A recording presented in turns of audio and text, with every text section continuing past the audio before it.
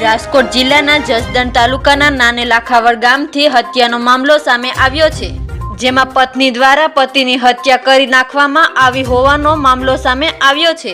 પત્નીએ પતિના આડા સંબંધની શંકામાં તીક્ષ્ણ હથિયાર વડે હુમલો કરી હત્યા કરી નાખી હોવાનું સામે આવ્યું છે। જ્યારે આ મામલામાં જાણ થતાં પોલીસની ટીમ ઘટના સ્થળ પર પહોંચી આ મામલામાં કાર્યવાહી શરૂ કરી હતી।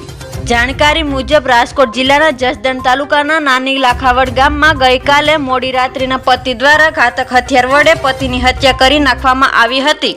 પતિના અન્ય સ્ત્રી સાથે આડા સંબંધની શંકાને લઈ બંને વચ્ચે અવારનવાર ઝઘડો થતો રહેતો હતો।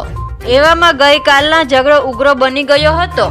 એવામાં પત્ની દ્વારા ગુસ્સામાં આવીને પતિના માથામાં તીક્ષ્ણ હથિયાર વડે હુમલો કરી નાખતા પતિનું મોત નિપજાવ્યું હતું। તેમ છતાં હત્યા કરી મૃતક વલ્લભભાઈ બાવળિયાની પત્ની ફરાર થઈ ગઈ હતી। તેની સાથે ઘટનાની જાણકારી મળતા જ પોલીસનો કાફલો ઘટના સ્થળ પર દોડી આવ્યો હતો, જ્યારે મૃતદેહ પીએમ અર્થે જસદણ સરકારી સિવિલ હોસ્પિટલમાં ખસેડવામાં આવ્યો હતો। પોલીસ દ્વારા હત્યારી પત્નીને પકડવા માટે તપાસ હાથ ધરી છે।